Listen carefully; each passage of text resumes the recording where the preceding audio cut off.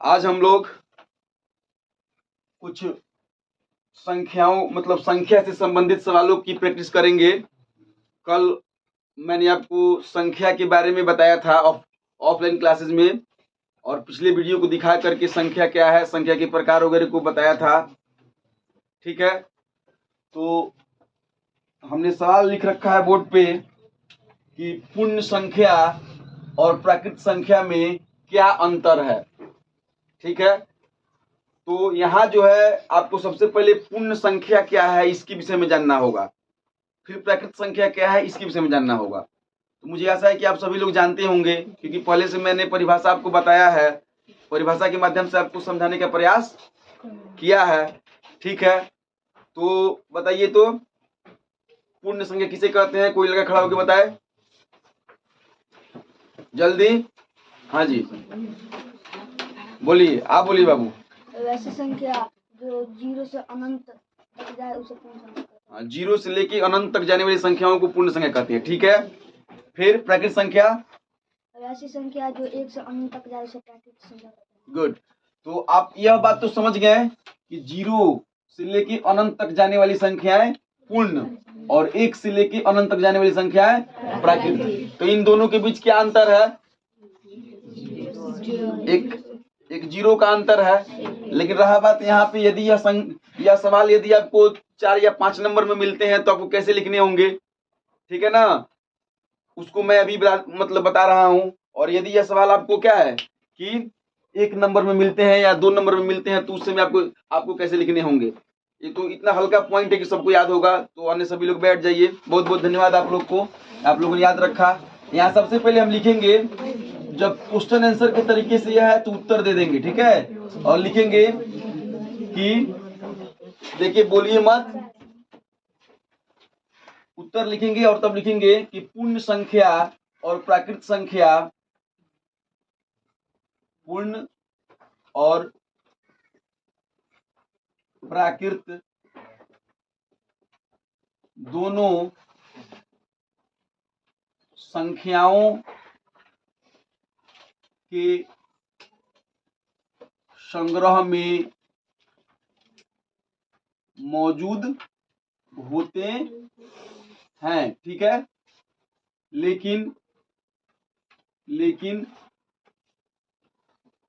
फिर भी इनमें कुछ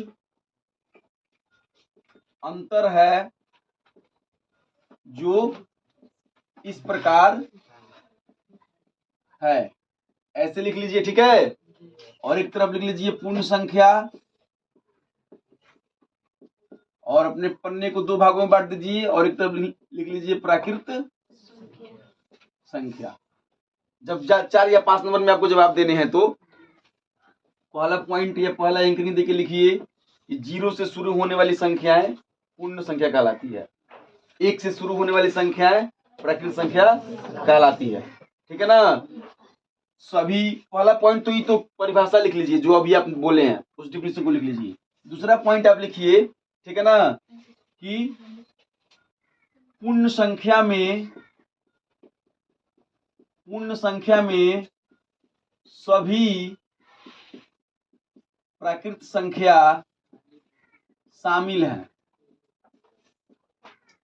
ठीक है, फिर इधर लिखिए, लेकिन प्राकृत संख्या में सभी पूर्ण संख्या शामिल नहीं है। वह संख्या कौन है जो शामिल नहीं है? जीरो। बस एक जीरो का खेल है। अर्थात पूर्ण संख्या को प्राकृत संख्या कह सकते हैं। सभी पूर्ण संख्याएं प्राकृत होती हैं, लेकिन सभी प्राकृत संख्या पूर्ण नहीं होती हैं। 9वीं क्लास के पहले ही लेसन में यह सवाल दिया गया है कि क्या सभी पूर्ण संख्या प्राकृत होती हैं?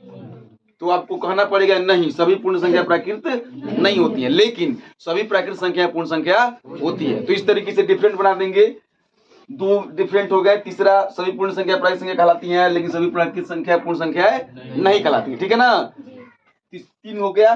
चौथा पॉइंट में आप लिख सकते हैं 0 1 2 3, 0 1 2 3 4 अनंत तक। ऐसे अनंत का मतलब सिंबल बना दीजिए। अनंत तक जाने वाली संख्या क्या होती है? कि पूर्ण संख्या। फिर 1 2 3 अनंत तक। ठीक है, ऐसे बनता है अनंत का फोटो, मतलब सिंबल। समझ गए? तो इस तरीके से आपके 3-4 पॉइंट हो गए, तो आपको 4 या 5 नंबर आसानी से मिल सकते हैं। और सीधे अगर 1 पॉइंट का अंतर देना हो तो आप कह सकते हैं कि 0 से शुरू होने से मतलब संख्याएं पूर्ण संख्या होती है, और 1 से शुरू होने संख्याएं प्राकृत संख्या होती है। देखिए, अब इसके ऊपर कितने सारे सवाल बन सकते हैं। सवाल के पैटर्न को समझिए। एक शिक्षक का कार्य जो है पैटर्न को समझाना है, उसके ऊपर आप खुद से बना सकते हैं। यदि मैं इसकी यहाँ पे सवाल बदल दूं कि सम संख्याएं और विषम संख्या में क्या अंतर है, तो आप उसको भी इसी तरीके से परिभाषित कर सकते हैं। आभास संख्याएं और यौगिक संख्या में क्या अंतर है, आभास संख्या में क्या अंतर है, अर्थात सवाल बदले जा सकते हैं। ठीक है, तो इस तरीके से आप जो है चाहे तो परिभाषा को भी क्लियर कर सकते हैं। 2 अंकों की प्रारंभिक 5 आभास संख्याओं का माध्य। अगला क्वेश्चन है 2 अंकों की प्रारंभिक 5 आभास संख्याओं का माध्य। अब ध्यान दीजिए, 2 अंकों की संख्या की शुरुआत कहां से होती है? 10 से।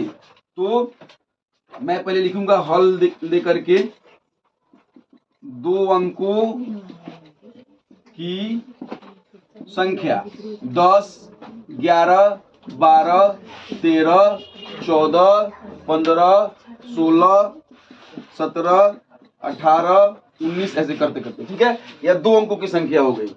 अब इन 2 अंकों की संख्या में से हमें क्या छांटना है? कितनी? प्रारंभिक 5 आभास संख्याएं। प्रारंभिक मतलब शुरू से, अर्थात 10 से। तो 10 आभास संख्या है? नहीं है। 11 है? तो 11 को घेर देते हैं, 11। फिर 12 है आभास संख्या? 13 है? चलिए ठीक है। 14 भी नहीं है, 15 भी नहीं है, 16 भी नहीं है, 17 है, 19 है। कितने हो गए? 1 2 3 4। अब एक और ढूंढने हैं, तो 20 भी नहीं होगा, 21 नहीं होगा, 22 नहीं होगा, 23 होगा। तो 5 आभास संख्या आपके निकल गए। अब लिखेंगे प्रारंभिक 5 अभाज्य संख्या कौन कौन से हैं? 11,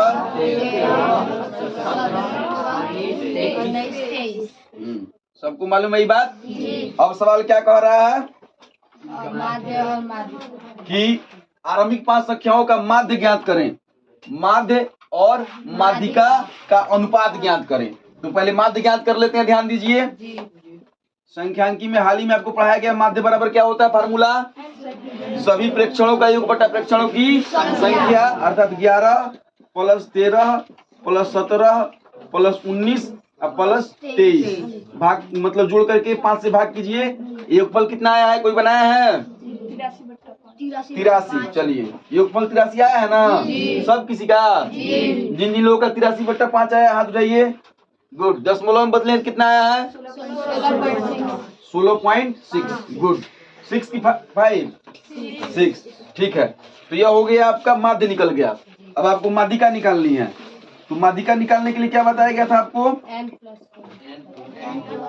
पहले इस आंकड़े को, मतलब जो भी उसमें क्या है डेटा दिया गया है, उसको गिनेंगे। 1 2 3 4 5। यह विषम संख्या है ना?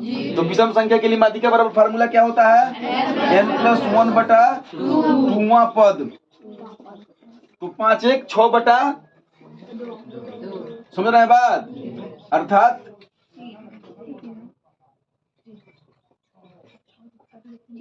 तीसरा पद कौन है? 1 2 3 17।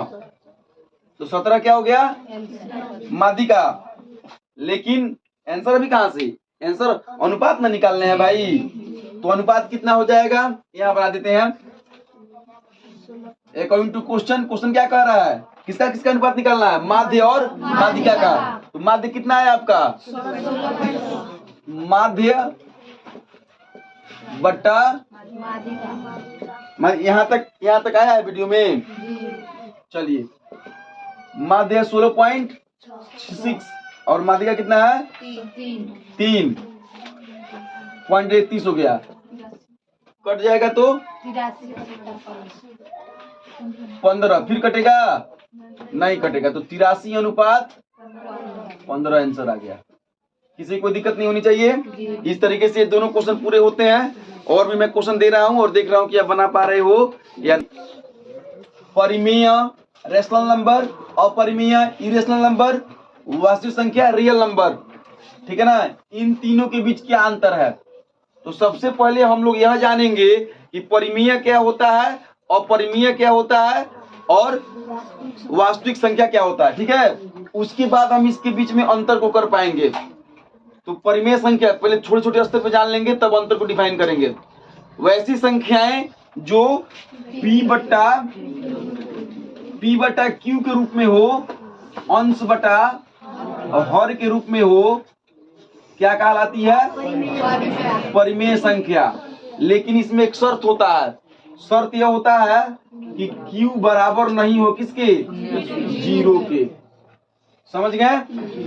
तो ये ऋणात्मक भी हो सकता है, धनात्मक भी हो सकता है, कोई दिक्कत नहीं है। अर्थात ये पूर्णांक भी होंगे। वैसे तो पूर्णांक तो सब है, पूर्णांक का मतलब समझते हैं। वैसी धनात्मक और ऋणात्मक संख्याएं जो 0 के साथ सम्मिलित हो क्या कहलाती है? पूर्णांक, इंटीग्रल कहलाती है। पहले इसके विषय में हम लोग कई बार बात कर चुके हैं, ठीक है। फिर क्लास जब नए क्लास की नए तरीके से शुरुआत की जाएगी तो फिर इस मुद्दे पर बात विचार किया जाएगा। फिलहाल आप समझ गए पूर्णांकों के संग्रह को, पूर्णांकों को भिन्न के रूप में बदलने की प्रक्रिया को हम परिमेय संख्या कहते हैं।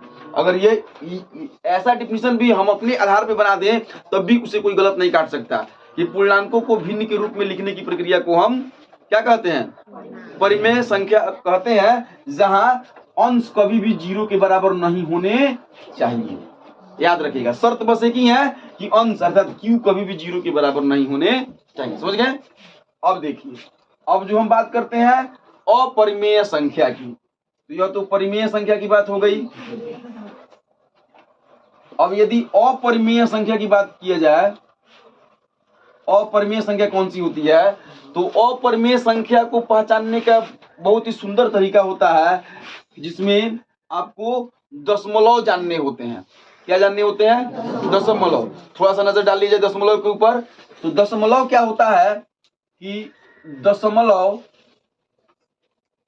दशमलव किसी भी संख्या का क्या होता है कि दाशमिक रूप होता है, ठीक है। 10वें हिस्से को दशमलव कहा जाता है। याद रखिएगा इस बात को। परिभाषा के हिसाब से भी आप याद रख सकते हैं कि दशमलव क्या होता है। तो दशमलव किसी भी संख्या के 10वें हिस्से को, मतलब भिन्न के 10वें हिस्से को दशमलव कहा जाता है। जो अगर आपको दशमलव अच्छे डीपली से पढ़ना है तो मेरे वीडियो में दशमलव मौजूद है, आप वहां से भी देख सकते हैं। और इस वीडियो के डिस्क्रिप्शन में मैं दशमलव का लिंक भी शेयर कर दूंगा, आप वहां से भी जाकर के दशमलव देख सकते हैं। और वैसे भी आप दशमलव किसे कहते हैं, यूनिक सीमा कोई सेंटर के नाम से जब सर्च करिएगा तो दशमलव का पूरा मतलब एक क्लास ही बनाया गया है, जिसमें दशमलव का प्रकार सब उसमें आपको मिल जाएगा। फिलहाल थोड़ा सा नजर डाल लीजिए। तो दशमलव, जैसे कि मान लीजिए यदि मैं लिखता हूँ 2/5, तो इसका मतलब क्या हुआ? 2/5 का मतलब क्या हुआ? 5 से 2 में भाग, 5 से 2 में भाग। अर्थात 5 से आप 2 में भाग कीजिएगा तो भाग लग पाएगा? नहीं। तो एक 0 बैठा करके दशमलव बैठाइएगा, तो जब दशमलव बैठाइएगा तो यह 0 बढ़ जाएगा। अर्थात 5 चौके 20। अर्थात सारा खेल किसका है? 0 का है। और 0 बढ़ रहा है, यहाँ 0 थोड़े बढ़ा है, 0 बढ़ा है। क्या बढ़ा है बताइए? 10 बढ़ा है। 2 था पहले से मौजूद और एक 0 बढ़ा, मतलब 10 दूनी 20। इसीलिए दशमिक रूप को मैंने बात किया, ठीक है ना। तो यह हो गया आपका दशमलव। तो अब दशमलव में बदलने की प्रक्रिया, दशमलव जो है वह 2 प्रकार की होती है। कितने प्रकार की? 2।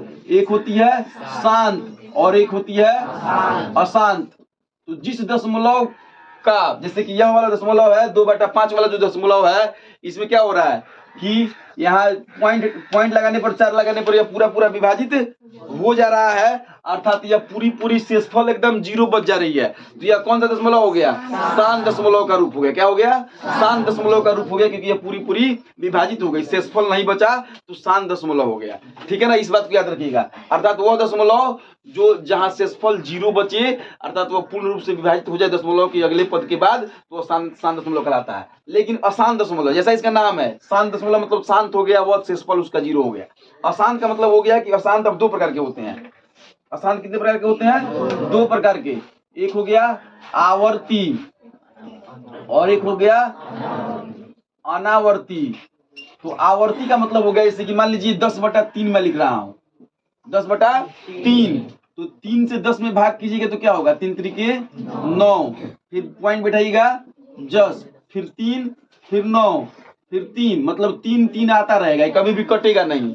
अर्थात यह जो दशमलव का रूप हो गया 10/3, जो दशमलव का रूप हो गया वो आवर्ती हो गया। क्या हो गया, आवर्ती। अब अनावर्ती की बात करते हैं अगर, तो अनावर्ती में क्या होता है कि अनावर्ती में कोई निश्चित नहीं क्या आएगा, कुछ भी आ सकता है, कुछ भी। जैसे कि यदि √2 की बात की जाए, √2 का यदि आप वर्गमूल निकालते हैं तो उसका कोई लिमिट नहीं है, कुछ भी आ सकता है, ठीक है ना, कुछ भी। मतलब 2 का मान कितना होता है, किसी को मालूम है 2 का वैल्यू? बोली, ये मतलब बहुत मोस्ट इंपोर्टेंट क्वेश्चन है। 1.14 ऐसे करके ये बढ़ते रहता है, ठीक है ना। इसमें कोई, जैसे कि यहाँ 3 3 आ रहा था, किसी क्वेश्चन में 2.35 35 35 आता है, मतलब 3 5 की पुनरावृत्ति होती है, 3 5 की आवृत्ति होती है। लेकिन अनावर्ती दशमलव में संख्याओं की आवृत्ति निश्चित रूप से नहीं होती है। समझ रहे हैं बातों को? इसमें जो है मतलब अंकों का लिमिट नहीं होता है, क्या आएगा क्या नहीं आएगा। तो इसीलिए इसको अनावृत्ति, दशमलव अनावृत्ति भी इसको कहते हैं, अशांत अनावर्ती भी इसको कहा जाता है, अशांत अवसानी भी कहा जाता है। यहाँ पे जो शांत आप देख रहे हैं यह क्या होता है, परिमेय होता है। क्या होता है, परिमेय, ठीक है। क्या होता है, परिमेय। जो आवर्ती जो होता है वह क्या होता है, परिमेय होता है। आवर्ती भी परिमेय होता है। सिर्फ अनावर्ती का जो उदाहरण होता है वह अपरिमेय होता है। तो अब अपरिमेय की परिभाषा क्या बनेगी कि वैसी संख्याएं जिसका दशमलव निरूपण अशांत आवर्ती अनावर्ती या अवसानी के रूप में आए वह अपरिमेय संख्या कहलाती है। ठीक है, यह भी परिभाषा बन सकती है। दूसरी परिभाषा यह बन सकती है कि वास्तविक संख्या के संग्रह में परिमेय संख्या को छोड़ के जो भी संख्याएं मिलती हैं वो अपरिमेय होती हैं। मतलब बहुत सारी परिभाषाएं बना सकते हो, लेकिन पहचानने का सिर्फ यही तरीका है कि वैसी संख्या जिसका दशमलव निरूपण क्या हो, अनावर्ती हो, वह अपरिमेय। जैसे कि √2 अपरिमेय है, √3 अपरिमेय है। मतलब ऐसी संख्या जो रूट में होती है वही सभी अपरिमेय होती हैं, यानी कि दशमलव में होती है 2 3 4 5 6 3 4 2 1, मतलब कोई लिमिट नहीं हो। बस इसी टाइप की संख्या क्या होती हैं, अपरिमेय होती हैं। अब बात करते हैं हम रियल नंबर, वास्तविक संख्या की, ठीक है ना। Rn रियल नंबर की बात करते हैं, वास्तविक संख्या की बात करते हैं। तो वास्तविक संख्या का फार्मूला मतलब परिभाषा होता है कि वैसी संख्याएं जो परिमेय और अपरिमेय का संग्रह हो क्या कहलाता है, वास्तविक संख्या। अर्थात वास्तविक संख्या एक ऐसा मतलब संख्या है जिसमें परिमेय भी आते हैं, अपरिमेय भी आते हैं, सम भी आते हैं, विषम भी। मतलब आप समझ रहे हैं ना बात। देखिए अब इस सिस्टम को समझिए। जब आप 6, 7, 8 में थे तो उस समय आपको पता लगा संख्या, फिर 2 अंक की संख्या, फिर 3 अंक की संख्या, फिर ऋणात्मक संख्या, फिर धनात्मक संख्या, फिर पूर्णांक, फिर सम संख्या, फिर विषम संख्या, फिर अभाज्य संख्या वगैरह वगैरह सभी संख्याएं। जब आप 9th तक पहुंचे तो आपको पता लगा परिमेय संख्या। 9th में क्यों, 8, 7 में परिमेय की बात हो गई थी। परिमेय संख्या अर्थात जो P/Q के रूप में हो, तो इसमें भी तो सारी संख्या आ गई, सम भी आ गई, विषम भी आ गई, अभाज्य भी आ गई, भाज्य भी आ गई, सब आकर के सम्मिलित होकर के क्या बन गया, परिमेय अपरिमेय के रूप में आ गया। ठीक है। अब जब वास्तविक संख्या रियल नंबर 10वीं में आपको पढ़ने के लिए मिला, वहां पे आपको अपरिमेय भी आ गया और परिमेय भी आ गया। अर्थात वास्तविक संख्या सभी संख्याओं के संग्रह को कहा जाता है, जिसमें सभी प्रकार की संख्याएं शामिल होती हैं, चाहे वो धनात्मक हो, चाहे वो ऋणात्मक हो, चाहे कुछ भी हो। ठीक है। तो आपने अभी परिमेय, अपरिमेय और वास्तविक को पहचाना। अब आपको इसके बीच में अंतर लिखने हैं। तो आप सबसे पहले यह लिखिए जो मैंने अभी आपको बताया है। क्या बताया है कि परिमेय, अपरिमेय और वास्तविक सभी संख्याओं के संग्रह कोई का ही एक रूप होता है। इसमें बहुत सारी समानताएं होती हैं, लेकिन थोड़ी बहुत भिन्नता भी पाई जाती है, जो निम्नलिखित है। जो मैंने अभी बातों को बोला है उसको आप कॉपी में लिख लीजिएगा, ठीक है ना, क्योंकि यहाँ पे अब लिखने का जगह मेरे पास बहुत ही कम है। तो और एक तरफ 3 खंड बना लीजिए, एक तरफ परिमेय, एक तरफ अपरिमेय और एक तरफ वास्तविक संख्या। जो मैंने परिमेय में परिभाषा बताया है उसको परिमेय में लिख लीजिए, जो मैंने अपरिमेय का मतलब डेफिनेशन बताया है अपरिमेय में, जो मैंने वास्तविक संख्या में बताया है उसको वास्तविक संख्या में लिख लीजिए। ठीक है। अब यहाँ पे अब सवाल बनती है। अब फिर उसके बाद उदाहरण लिख लीजिए, इसका उदाहरण लिख लीजिए। वास्तविक संख्या में आप √2 को भी लिख सकते हैं, वास्तविक संख्या 5/4 को भी लिख सकते हैं, -5/7 को भी लिख सकते हैं, समझ रहे बातों को। और परिमेय में से √3, 5 और मतलब दशमलव को लिख सकते हैं। परिमेय में आप 5/2, 2/3, समझ रहे हैं बातों को, इसको लिख सकते हैं। फिर एक बात आती है कि 0/1 भी परिमेय संख्या है, लेकिन 1/0 परिमेय संख्या नहीं है, 0/1 परिमेय संख्या है। चलिए ये तो बात हो गया। अब आप जो है इसको अब वो वाली बात जो हम लोग सीखे थे, कौन सी, अभी पहले वाले क्वेश्चन में कि क्या जो है पूर्ण संख्या प्राकृत हो सकता है कि नहीं, तो वो वाला बात यहाँ भी काम करता है। तो क्या अपरिमेय संख्या परिमेय हो सकता है? क्या सभी अपरिमेय संख्याएं परिमेय हो सकते हैं? नहीं। क्या सभी परिमेय संख्याएं अपरिमेय हो सकते हैं? नहीं। ये दोनों अलग अलग हैं, अपरिमेय अलग है, परिमेय अलग है, दोनों एक नहीं हो सकता कभी भी।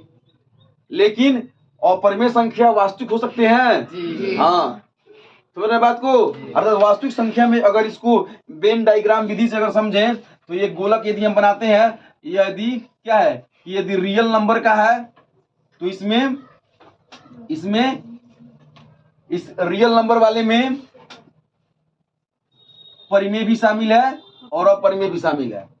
मान लीजिए ये बड़ा वाला बॉर्डर को RL लिखते हैं, आई छोटे वाले को परिमेय लिखते हैं, ठीक है, रेशनल नंबर, आई बड़े वाले को इरेशनल नंबर। समझ गए?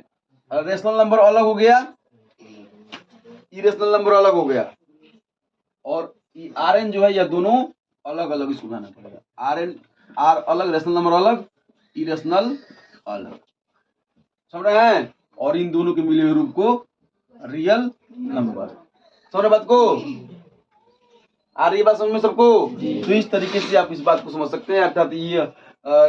अर्थात वास्तविक संख्या में परिमेय भी हो सकता है, अपरिमेय भी हो सकता है, लेकिन परिमेय संख्या कभी भी अपरिमेय नहीं हो सकती और अपरिमेय संख्या कभी भी परिमेय नहीं हो सकती। अब इसी तथ्य के ऊपर आपका कुछ कथन बनता है, जैसे कि मैं आपसे कहूं कि क्या परिमेय संख्या में अपरिमेय का जोड़ हो तो नई संख्या बनेगी। क्या बनेगी भाई? ऑप्शन ए परिमेय, ऑप्शन बी अपरिमेय, ऑप्शन सी ए और बी दोनों, ऑप्शन डी नन। बताइए तो क्या होगा? अगर परिमेय में अपरिमेय जोड़िए तो क्या बनेगा? अपरिमेय। एकदम निश्चित बात है कि सोच सकते हैं आप, क्योंकि 5 में अगर √2 जोड़िएगा तो जुटेगा नहीं, तो 5 √2 जो बना वो अपरिमेय हुआ।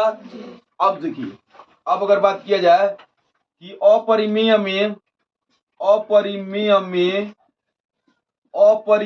को गुना कीजिएगा तो क्या होगा? बताइए क्या होगा? परिमेय बनेगा कि अपरिमेय बनेगा, कि दोनों बनेगा, कि कोई नहीं बनेगा? चलिए इस क्वेश्चन पे आइए। अपरिमेय में अपरिमेय से गुना कीजिएगा तो क्या होगा? परिमेय होगा या अपरिमेय होगा, या ए और बी दोनों बनेगा या कोई नहीं बनेगा?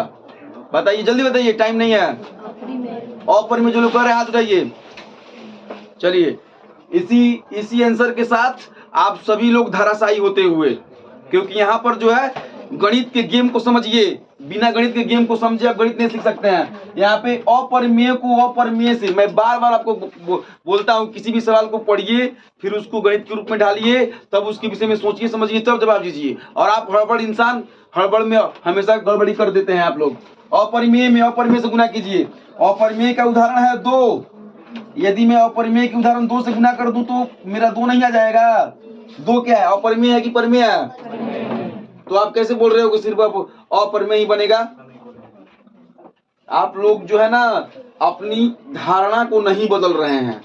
जब तक अपनी धारणा नहीं बदलिएगा तब तक आप समस्या से ग्रसित होते रहिएगा। और यदि मैं √2 में गुना करूं √3 से तो क्या बना? √6। तो √6 क्या है? अपरिमेय। मतलब क्या हुआ कि परिमेय भी बन सकता है, अपरिमेय भी बन सकता है गुना करने पर। समझ गए? अर्थात ऑप्शन नंबर सी इसका सही जवाब होगा। अब आप किस नतीजे में पहुंचे कि गुना करने के बाद गुना, अब मैं आपको नतीजा क्या पहुंचाना है मैं सीधे आपको बोल दे रहा हूं, आप अपना इसके विषय में बात मतलब समझ लीजिएगा। गुना करने पर या भाग करने पर परिमेय को परिमेय में गुना कीजिएगा या परिमेय को परिमेय से भाग कीजिएगा तो वह परिमेय प्राप्त हो सकता है। सॉरी एक मिनट, परिमेय को परिमेय से गुना कीजिएगा तो कदापि अपरिमेय नहीं आएगा। सुनिए फिर सुनिए, धीरे धीरे सुनिए। परिमेय को परिमेय से गुना कीजिएगा तो कभी भी अपरिमेय नहीं आएगा। अर्थात परिमेय का गुना जोड़ घटाव या भाग, कोई भी परिमेय की जोड़ घटाव गुना भाग अपरिमेय नहीं बना सकती। अर्थात परिमेय को किसी भी गणितीय तथ्य के रूप में ढाल करके अपरिमेय नहीं बनाया जा सकता, याद रखिएगा। लेकिन अपरिमेय को गुना करने पर या भाग करने पर परिमेय बनाया जा सकता है। समझना बात को, इस गेम को समझिएगा, नहीं तो यहाँ पर आपके ऑब्जेक्टिव क्वेश्चन बनेंगे और किताब में तो दिए हैं ऐसी धारणाओं, ऐसी अवधारणाओं के ऊपर बहुत सारे सवाल बने हुए हैं। पता नहीं आप कैसे, वही जो सिद्ध करने वाला है मतलब 10वीं वर्ग में कि 3 + √5 को जो है अपरिमेय साबित करें, उसमें इसी तथ्य के ऊपर बात हुआ है कि हम जानते हैं कि अपरिमेय में से अपरिमेय को घटाने पर हमेशा अपरिमेय ही आता है। लेकिन अपरिमेय और अपरिमेय का जोड़ घटाव हमेशा अपरिमेय ही होता है। किस निष्कर्ष पे पहुंचे कि अपरिमेय का जोड़ और घटाव अपरिमेय ही होता है, ठीक है। और परिमेय का जोड़ घटाव गुना भाग भी परिमेय ही होता है। लेकिन अपरिमेय का गुना और भाग परिमेय भी हो सकता है और अपरिमेय भी हो सकता है। मुझे ऐसा लग रहा है कि सबको बात समझ में आ चुका होगा। और जो बातें समझ में नहीं आई है तो मेरी कथनों को जो वीडियो रोक करके लिख लीजिए और उसके बाद उसके ऊपर 1-2 उदाहरण लेके समझ लीजिए, आपको बातें समझ में आ जाएंगी। थोड़ा सा हाथ पांव आप भी चलाइए, सिर्फ मेरे हाथ पांव चलाने के भरोसे मत मतलब काम कीजिए, आप खुद से भी सोचिए। लेकिन अब देखिए, अब इसी क्वेश्चन में ध्यान दीजिए, अपरिमेय में अपरिमेय को गुना कीजिएगा तो केवल परिमेय प्राप्त होगा। ऑप्शन ए हाँ, ऑप्शन बी ना, ऑप्शन सी ए बी दोनों, ऑप्शन डी में से कोई नहीं। क्या होगा जवाब? गलत जवाब। केवल जब लगा रे मूर्खों, अपरिमेय में अपरिमेय से गुना कीजिएगा तो केवल परिमेय प्राप्त होगा नहीं। तो फिर दोनों के बोला है सब, ये भी बोला है सब, नहीं बोला है सब, ठीक है, नहीं ही होगा सही जवाब इसका। अर्थात सवालों की स्थिति को समझते हुए ही जवाब देने की कोशिश करें। और गणित एक ऐसा चैप्टर है, मतलब गणित एक ऐसा सब्जेक्ट है जहां पे कोई जरूरी नहीं है कि आप जो पढ़े हो वही सवाल आपकी परीक्षा में पूछे जाएंगे। मैंने यहाँ पर आपको अपरिमेय और अपरिमेय का गुना दे दिया, वहां पे कहीं यहाँ परिमेय लिख दे, यहाँ पे अपरिमेय लिख दे, और तब गुना करने के बाद आपसे कहे कि क्या कीजिएगा, परिमेय में अपरिमेय से गुना कीजिएगा तो क्या होगा? अपरिमेय होगा। वहां परिमेय होने का सवाल ही पैदा नहीं होता। एक परिमेय है और एक अपरिमेय है तो उसका गुणनफल क्या होगा? अब इन सभी सवालों पर एकदम अपना वर्चस्व कायम करने के लिए क्या करना पड़ेगा? वीडियो तो देखना ही है, वो तो अलग बात है, वो तो देखना ही है। इसके अलावा जो है अपरिमेय परिमेय संख्या के विस्तारित रूप को एकदम बिल्कुल समझना पड़ेगा। इसमें आने वाले हर बातों को देखना पड़ेगा। एकदम दिक्कत कहाँ दिक्कत है? जब हम बोल रहे हैं कि परिमेय और अपरिमेय गुणनफल बताएं तो एक परिमेय संख्या ले लीजिए और एक अपरिमेय संख्या ले लीजिए, दोनों को गुना करके देखिए कि आने वाली संख्या परिमेय आ रही है या अपरिमेय आ रही है। अर्थात सवाल को समझिए, उसके ऊपर गणितीय मेथड को बैठाइए और उसके बाद सोचिए समझिए, जवाब आपका सामने हाजिर हो जाएगा। किसी को दिक्कत? इसी के साथ आज की मेरी ये क्लास समाप्त होती है। मैं फिर अगले किसी क्लास में मतलब अगले कार्यों के साथ आपसे मिलूंगा, ठीक है।